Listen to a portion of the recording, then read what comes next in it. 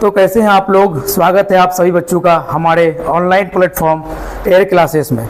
जैसा कि आप सबको पता होगा, इंट्रोडक्शन में ही पता चल चुका है कि मेरा नाम सलमान है और मैं आपको बायोलॉजी का क्लास लूँगा। आपके बायोलॉजी का जो डर है आपके दिमाग में और आपके इसमें मस्तिष्क में जो चल रहा है आपका कि बायोलॉजी कैसे हम पढ़ें या बायोलॉजी से हमें डर लगता है, ऐसा कुछ भी है तो बायोलॉजी एकदम आपका जो है चुटकी में ख़त्म हो जाएगा, क्योंकि इतना अच्छे से मज़ेदार कंसेप्ट को इतना अच्छे से क्लियर करेंगे। मज़ेदार है ये कंसेप्ट भी, आपका बायोलॉजी पढ़ने में भी बहुत मज़ा आता है और क्योंकि ह्यूमन से रिलेटेड है, ज़्यादातर चीज़ें आपकी बॉडी से रिलेटेड होगी, आपके पास के सराउंडिंग्स में जिसमें आप जीव जंतु को देखते हैं इनके बारे में पढ़ना है।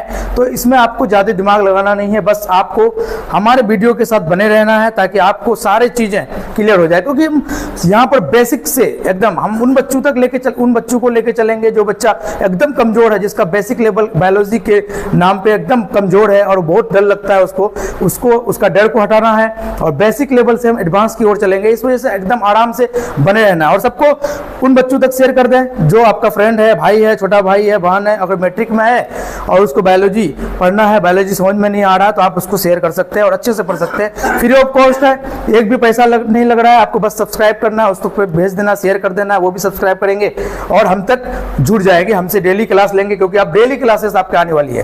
तो एकदम देर ना करें, जल्दी से बढ़े, सब पढ़ें सब बढ़ें, यही है आपका हमारा स्लोगन है कि सब बच्चे पढ़ें और सब आगे बढ़ें। तो जैसा कि देख रहे हैं आप कि बायोलॉजी शब्द है जीव विज्ञान, आपको दिख रहा है यहाँ पर बायोलॉजी है और ये जीव विज्ञान है। तो हम थोड़ा बहुत किसी भी चीज़ को पढ़ने से पहले थोड़ा बहुत बेसिक नॉलेज हमको जरूरी है, एग्जाम में के पॉइंट ऑफ व्यू से हो या ना हो, लेकिन बेसिक नॉलेज है। क्योंकि आपसे कोई पूछ सकता है कि बच्चा देखो तुम बायोलॉजी तो पढ़ रहे हो लेकिन बताओ कि बायोलॉजी जो शब्द है, ये पूछ लेगा आपसे, कोई अंकल है, बड़े लोग है या फिर कोई भाई है, वही पूछ देगा। आपका अंदर का नॉलेज तो बाद में चेक होगा, पहले आपका बेसिक नॉलेज चेक होता है। तो बेसिक नॉलेज में अगर आपसे पूछ दे कि भाई बायोलॉजी जो शब्द है, इस बायोलॉजी शब्द का सबसे पहला प्रयोग किसने किया, फादर उधर में तो अभी चलेंगे हम, लेकिन सबसे पहले अगर आपसे पूछे कोई कि बायोलॉजी शब्द का सबसे पहला प्रयोग जो किया उसका नाम है, मैं नाम लिख देता हूं यहां पे, ठीक है, फ्रांस के वैज्ञानिक, ठीक है, लेमार्क ने किया। पूछ देगा कि भाई ये शब्द का प्रयोग जो किया ये कब किया, कितने ईस्वी में किया, तो आप बोल सकते हैं 1801 में किया। कब किया? 1801 में किया। यानी अब अगर आपसे कोई पूछ दे कि बायोलॉजी जो शब्द है, जो बायोलॉजी आप पढ़ रहे हो सर से, एयर क्लासेस से जो आप बायोलॉजी पढ़ रहे हो, तो पहले बेसिक नॉलेज बता दो कि बायोलॉजी शब्द जो है उसका प्रयोग किसने किया। तो सबसे पहले फ्रांस के एक वैज्ञानिक थे जिसका नाम क्या था, यहाँ पे है लेमार्क ने। और कब किया? 1801 में, 1801 में ये सबसे पहले इसका प्रयोग हुआ। ठीक है, आगे हम बढ़ते हैं। हम जब आगे बढ़ेंगे तो देखो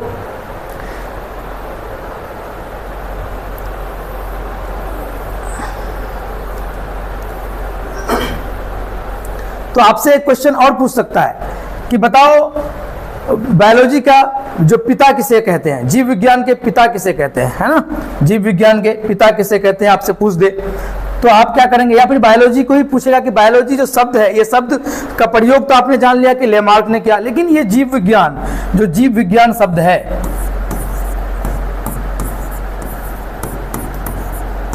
यानी इंग्लिश में जिसको हम बायोलॉजी बोलते हैं, ये किन दो शब्दों से मिलकर बना है? तो आप कह सकते हैं, आप इसको बोल सकते हैं कि ये दो शब्दों से मिलकर बना है। ठीक है, एक होता है बायोस, ठीक है, और एक होता है लोगोस। अगर बायोस का मतलब आपसे पूछे कि बायोस का मतलब क्या, तो बायोस का मतलब होगा जीवन। और पूछेगा कि लोगोस का मतलब क्या, तो लोगोस का मतलब होता है अध्ययन। यानी इससे हमको ये समझ में आया कि बायोलॉजी में जितने भी जीव है उन सारी जीवों का जब अध्ययन हम जिसमें करते हैं उसी को हम कहते हैं बायोलॉजी। और ये बायोलॉजी दो शब्द से मिलकर बना, एक तो आपका है बायोस और एक होता है लोगोस, जिसको हिंदी में हम लोजिया भी कहते हैं। क्या कहते हैं भाई? लोजिया। यानी चाहे तो लोगोस इंग्लिश में कहो या फिर हिंदी में आप इसको लोजिया भी बोलो। तो दोनों का मतलब, बायोस का मतलब जीवन और लोगोस का मतलब अध्ययन। इसका मतलब है कि जीवों का अध्ययन हम जिसमें भी करेंगे उसको हम बोलते हैं बायोलॉजी। अब ये शब्द कहां से आया? ये भी शब्द तो कहीं से बना होगा। ये शब्द है आपका ग्रीक भाषा का शब्द। किसका भाई? ग्रीक भाषा।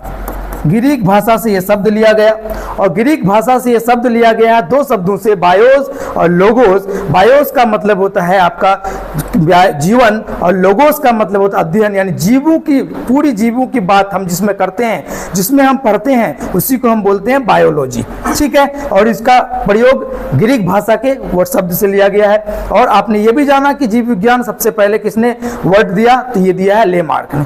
चलिए हम आगे बढ़ते हैं। कुछ बेसिक नॉलेज तो हो ही गया आपका, बाकी हम आगे बढ़ते हैं तो देखते हैं और क्या है इसके साथ ही।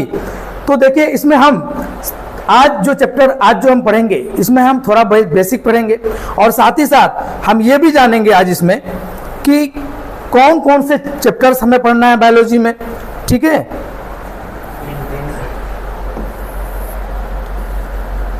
देखो आपके सामने बोर्ड पे है PSEB। ठीक है, 10th बायोलॉजी सिलेबस, यानी किसी भी चीज को पढ़ने के लिए, यानी किसी भी चीज में, हम पहले भी बोले थे कि जब भी हम किसी चीज में आते हैं, पढ़ाई में हो या किसी भी फील्ड में, हम उसके बारे में पहले जान लेते हैं रणनीति क्या है। क्योंकि सिलेबस जब तक आप नहीं जानेंगे फिर समझेंगे कैसे कि हमारा बायोलॉजी में कौन कौन सा चैप्टर है और हमें पढ़ना क्या है। तो देखो आपको बायोलॉजी में जो क्लास 10th में सिलेबस है, ये जैव प्रक्रम है सबसे पहला, यानी लाइफ प्रोसेस, यानी किसी भी इंसान को जीवित रहने के लिए जितनी सारी प्रक्रियाएं होती है उस सबको हम बोलते हैं लाइफ प्रोसेस। अब इसके अंदर में देखो एक चैप्टर है, लेकिन अगर इसी का भारतीय भवन में आप जाएंगे NCERT का है, NCERT में जैव प्रक्रम और इसी के अंदर में आपका श्वसन आएगा, इसी के अंदर में उत्सर्जन आएगा, इसी के अंदर में वहन आएगा। ठीक है, लेकिन यहाँ पर जैव प्रक्रम है तो जैव प्रक्रम के अंदर पढ़ना है, लेकिन अगर भारतीय भवन में देखेंगे तो जैव प्रक्रम में सिर्फ और सिर्फ पोषण को पढ़ना है, फिर श्वसन को अलग पढ़ना है। ठीक है, तो ऐसे करके हमको पढ़ना है। दूसरा चैप्टर आपका ये आपको 6 में आएगा। अगर आप बायोलॉजी के चैप्टर में जाके देखेंगे तो ये 6ठा नंबर पे आएगा, लेकिन बायोलॉजी का यहाँ हम ऐसे सीरियल किए इसलिए 1 नंबर पे दिए हैं। दूसरा नंबर देखिए नियंत्रण एवं समन्वय, ये भी आपका है कंट्रोल एंड कोऑर्डिनेशन, यानी जो भी चीज, माना कि आप हैं और आपको कोई चींटी काट लिया तो तुरंत आप जो स्किन को या फिर अपने हाथ को छुटाते हैं, हटाते हैं, तो इसका मतलब यहाँ पर माइंड से क्या हो रहा है? नियंत्रण हो रहा है, समन्वय हो रहा है। ठीक है, कोऑर्डिनेशन हो रहा है। इसको भी हम पढ़ेंगे, अच्छे तरह से पढ़ेंगे, डिटेल से पढ़ेंगे और बहुत ही इंजॉय में पढ़ेंगे।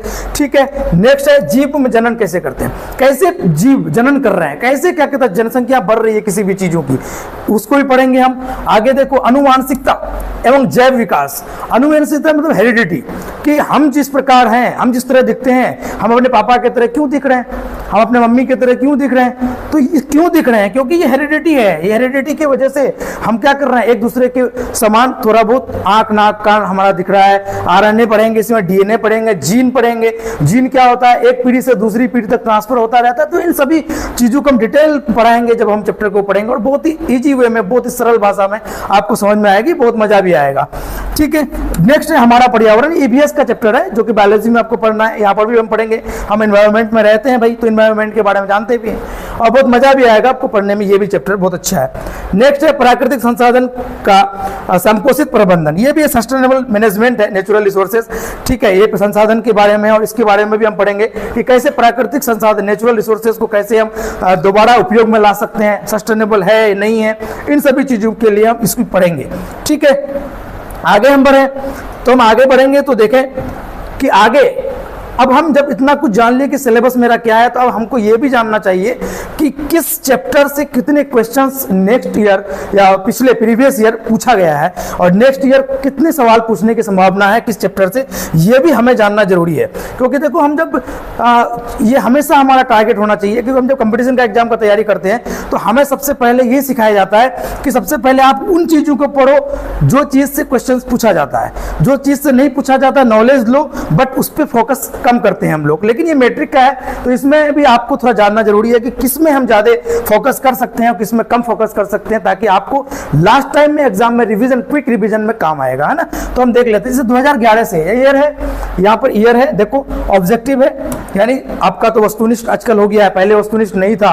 और ये जो आपका है ना, दोनों पाली से मिलाकर है, फर्स्ट सिटिंग सेकंड सिटिंग दोनों पाली से मिलाकर है। तो देखो 2011 से लेकर 2024 तक है, हमको 2 साल 2023 और 24 को अच्छे से देखना है, बाकी 2011 को भी देख लो कैसे क्वेश्चंस आते थे।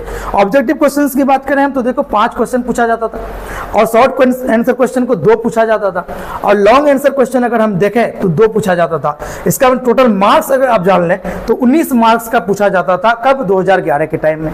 2012 में आएंगे तो यहाँ 2 हो गया ऑब्जेक्टिव क्वेश्चन, शॉर्ट आंसर 2 हो गया है, लॉन्ग आंसर भी 2 हो गया है, और टोटल मार्क्स अगर पूछे तो 16 हो गया है।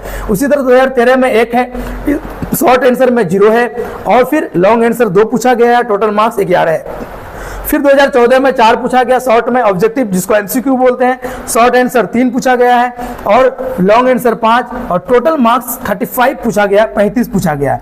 2015 में अगर हम देखें तो 5 ऑब्जेक्टिव से, 2 शॉर्ट आंसर से, और लॉन्ग आंसर से 4, ठीक है। टोटल अगर मार्क्स पूछे तो 29 का पूछा गया है। 16 में 3 पूछा गया ऑब्जेक्टिव, 5 पूछा गया है शॉर्ट आंसर, और लॉन्ग आंसर पूछा गया 3, और टोटल 28। अगर ऐसे हम देखें तो देखो हम 19 से चले, अगर 19 से तो देखो 20 से चले, जब से आपका ऑब्जेक्टिव का दौर चला है कि भाई ऑब्जेक्टिव 10 है तो 20 देगा, 10 बनाना, ऐसा वाला। तो देखो कितना पूछा जा रहा है, यानी सिर्फ और सिर्फ जय प्रकर्म वाली चैप्टर से, एक चैप्टर का है ये, सबका नहीं, एक चैप्टर, यानी जय प्रकर्म वाले चैप्टर से आपको सिर्फ और सिर्फ 21 क्वेश्चंस पूछा गया है, और 21 में से आपको आधा बनाना है, ठीक है। और आपको शॉर्ट आंसर 8 पूछ लिया गया है, और लॉन्ग आंसर 2 पूछ लिया गया, टोटल नंबर 47 पूछा गया। कितना? 47। कितना पूछा गया? 47।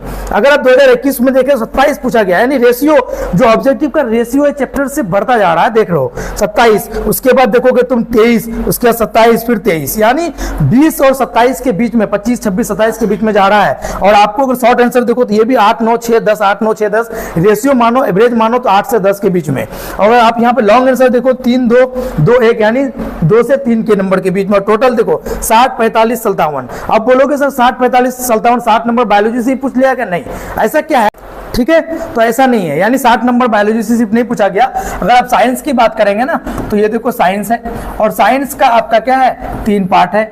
एक हो गया आपका फिजिक्स, ठीक है, एक हो गया केमिस्ट्री, और एक हो गया आपका बायोलॉजी, ठीक है। तो अगर आप माना कि बायोलॉजी का ही हम देख लेते हैं पहले, तो हमने एक लास्ट में दिखाया कि 60 नंबर अगर है तो 60 नंबर में क्या है कि ऑब्जेक्टिव का जब से पैटर्न चला है ना, तो ऑब्जेक्टिव में क्या है कि अगर 20 ऑब्जेक्टिव पूछा है ना तो 20 में से 10 ही बनाना है, तो आपका 60 में से 10 और माइनस कर लो, 50।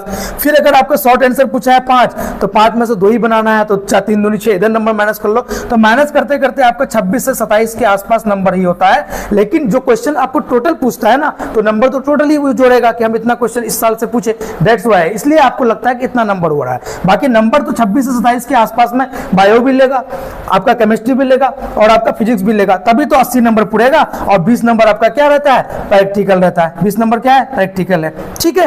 तो इस चीज को आपको क्या करना है? समझ लेना है कि क्या होता है एक्चुअली। बाकी देखो सारे, अब हम आपको क्वेश्चंस भी बता दिए कैसे क्वेश्चंस पूछा जाता है, कौन चैप्टर से कितना क्वेश्चन पूछा जाता है। यानी आपको सिर्फ और सिर्फ हमसे जुड़ जाना है। सारी चीज आपको पहला ही दिन बता दिया गया है, कैसे नोट्स मिलेगा, कैसे पीपीटी मिलेगी, कैसे पैनल नोट्स मिलेगा, आपको हर एक चीज अवेलेबल रहेगा। और बहुत ही कंसेप्ट को क्लियर करते हुए बायोलॉजी पढ़ेंगे अपना, बहुत बढ़िया से पढ़ेंगे, इजी वे से पढ़ेंगे और मजेदार तरीके से पढ़ेंगे। क्योंकि लर्निंग जो होना चाहिए ना, जो सीखने सिखाने की प्रक्रिया होनी चाहिए वो जॉयफुल होनी चाहिए। तो आपको हंसते हंसाते बहुत इजी वे में कंसेप्ट क्लियर करते हुए हम पढ़ेंगे, आगे पढ़ेंगे। जैसे हमने एक बार ओवरव्यू कर लेते हैं, जैसे हम बायोलॉजी के बारे में जाने अभी कि बायोलॉजी जो है, जो बायोलॉजी शब्द है इसका सबसे पहले प्रयोग किसने किया? एक बार क्विक रिवीजन में याद कर लो, लेमार्क ने किया। कहाँ का था? फ्रांस का था। और कितने ईस्वी में? 1801 ईस्वी में। पूछेगा बायोलॉजी शब्द किन 2 शब्दों से बना है? तो भाई तो बायोस प्लस लोगोस। कौन सा शब्द कहाँ से लिया गया? ग्रीक भाषा से। बायोस का मतलब क्या होता है? जीवन, लाइफ, और लोगोस का मतलब क्या होता है? अध्ययन, यानी जीवों की, सभी जितने जीव हैं सभी का अध्ययन हम जिसमें करेंगे उसी को हम बोलते हैं बायोलॉजी। 2-3 चीज है और जानने योग्य आपको। जैसे अगर आपसे पूछे कि बायोलॉजी के पिता किसे कहते हैं? भाई बायोलॉजी के पिता है ना, तो आप लिख देंगे, क्या लिखेंगे, अरस्तु। क्या लिख देंगे, अरस्तु। ठीक है, आप नोट्स में इसको आराम से लिख सकते हैं, अरस्तु। अगर आपसे पूछे कि वनस्पति, क्योंकि देखो ये जो है ना बायोलॉजी, अगर इसी को हम बोलते हैं बायोलॉजी तो ये 3 पार्ट्स में बढ़ जाएगा फिर। ठीक है, पहला पार्ट्स होगा, देख लो, पहला पार्ट्स होगा आपका जीव विज्ञान, वनस्पति विज्ञान, वनस्पति विज्ञान। अगर दूसरा पार्ट का बात करें हम तो ये आप जीव विज्ञान कह सकते हैं, जंतु विज्ञान कह सकते हैं, जंतु विज्ञान ये लिख लीजिए, जंतु विज्ञान। और तीसरा का बात करें हम तो सूक्ष्म जीव विज्ञान। ठीक है, सूक्ष्म जीव विज्ञान और वनस्पति विज्ञान। अगर आपको पूछे कि वनस्पति विज्ञान का जनक कौन है, ये तो हो गया जीव विज्ञान का, ये हो जाएगा आपका अरस्तु। ये कौन हो जाएगा, अरस्तु भाई साहब, ये हो जाएगा अरस्तु, है ना, अरस्तु। लेकिन आपसे पूछे कि वनस्पति विज्ञान का जनक कौन है, तो ये हो जाएगा थियोफ्रेस्टस। क्या हो जाएगा, थियोफ्रेस्टस। और आपसे पूछे सूक्ष्म जीव विज्ञान का क्या होगा, तो ये हो जाएगा एंटोनी ल्यूवेनहॉक।